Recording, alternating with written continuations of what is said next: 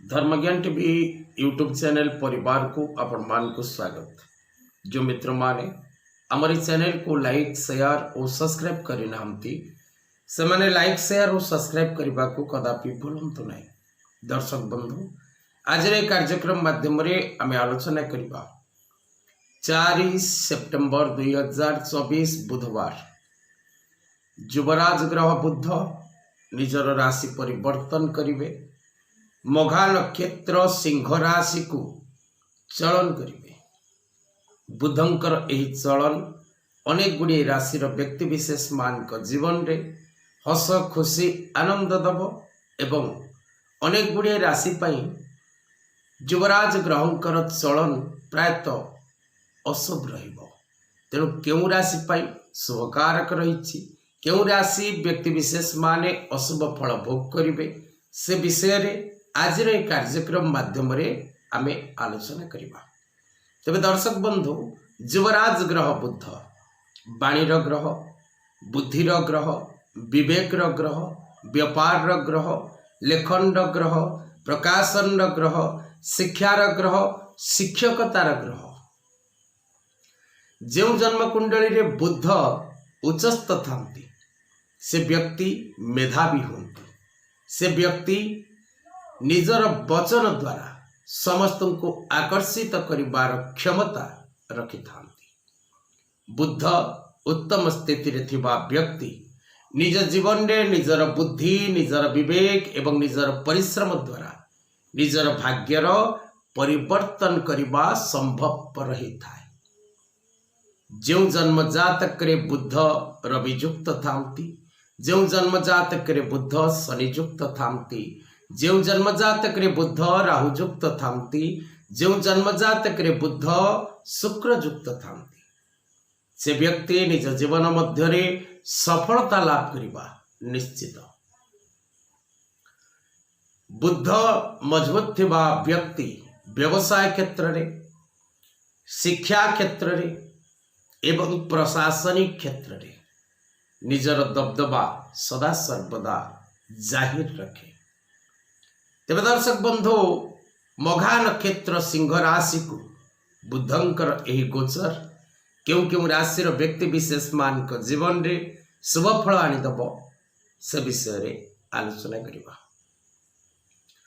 दर्शक बंधु जदि आपण निजर जन्म जातक विचार करने को चाहती निज पिलामानकर भविष्य विषय रे जानिबा को चाहती निजर शिक्षा निजर व्यवसाय निजर संतान निजर वैवाहिक दाम्पत्य जीवन निजर कर्म निजर अर्थ निजर स्वास्थ्य तेबे तले दिया जाइतिबा नंबर रे जोगाजोग करने को कदापि भूलंतु नहीं।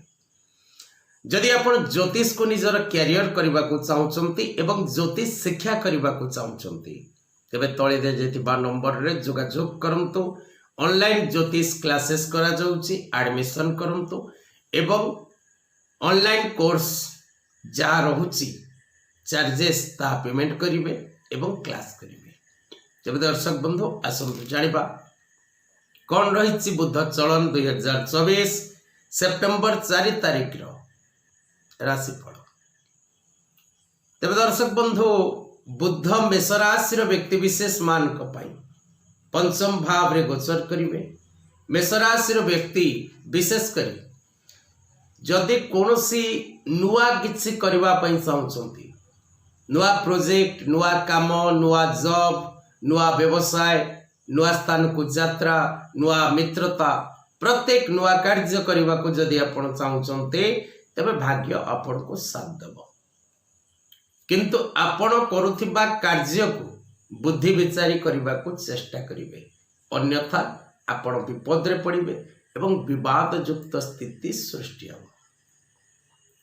वृष राशि चतुर्थ रे जेहेतु केंद्र स्थान रे मित्रकारक ग्रह बुधंकर उपस्थित रही तेणु आपण नुआ किछि करबा पई जदि योजना करूचंती जदि नुआ किछि करिवार अभिलाष रखिचंती तबे निश्चित भाव रे आपण सफलता प्राप्ति करिवे। भूमि भवन वाहन क्रय विक्रय करबा पई समय उत्तम रहिबो।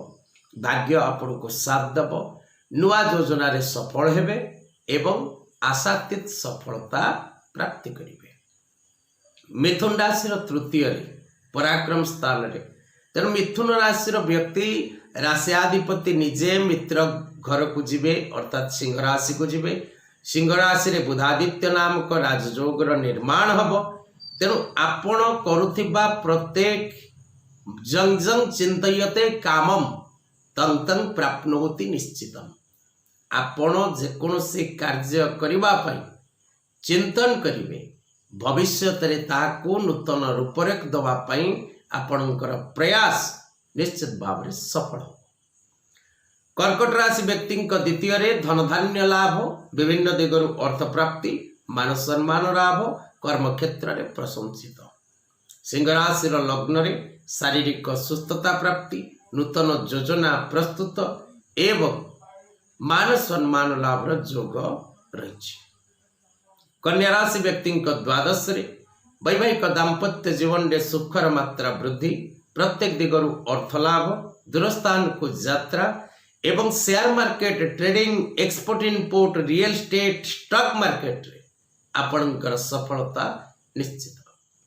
तुला राशि व्यक्ति विशेष मान एकादश भाव रे रहिबे शुक्र। शुक्र तुला राशि अधिपति बुध एकादश भाव रे रहिबे तुला राशि। तेणु तुला राशि व्यक्ति सर्वनवग्रहाणम एकादशस्थ फलदा शुभम भवतु।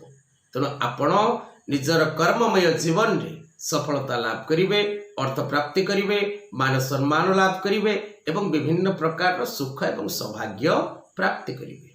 बिछा राशि कर्म स्थान रे केंद्र स्थान रे तेणु बिछा राशि व्यक्ति किछि कर्म क्षेत्र जनित सफलता लाभ करिवे एवं कर्म क्षेत्र रे जदि बुध आपनकर जन्म जातक रे अशुभ स्थिति रे थांती तेबे आपण कर्म क्षेत्र जनित अशुभ फल निश्चित प्राप्त करिवे। धनुराशि नवम रे जहाँ किछि करिवे भावी चिंती करिवे जल्दीबाजी रे किछि डिसीजन नेबे नहीं नुआ योजना प्रस्तुत करुथिले भावी चिंती आगो को बढ़िबा को चेष्टा करिवे। मकर राशि अष्टम रे एवं कुंभ राशि सप्तम रे मकर राशि और कुंभ राशि ए दुईटी राशि पूर्ण शुभ फल लाभ करिवे बुधंक चलन द्वारा। मीन राशि षष्ठ रे शत्रुनाश घटिबो मित्र लाभ हेबे एवं विभिन्न दिगरु अर्थ प्राप्ति करिवे। पारिवारिक जीवन रे सुख समृद्धि वृद्धि पाइब विभिन्न प्रकार नुआ योजना करी आपण सफलता लाभ करिवे। तेबे दर्शक बंधु आज कथा वस्तु को एठी रखिबा। जय जगन्नाथ।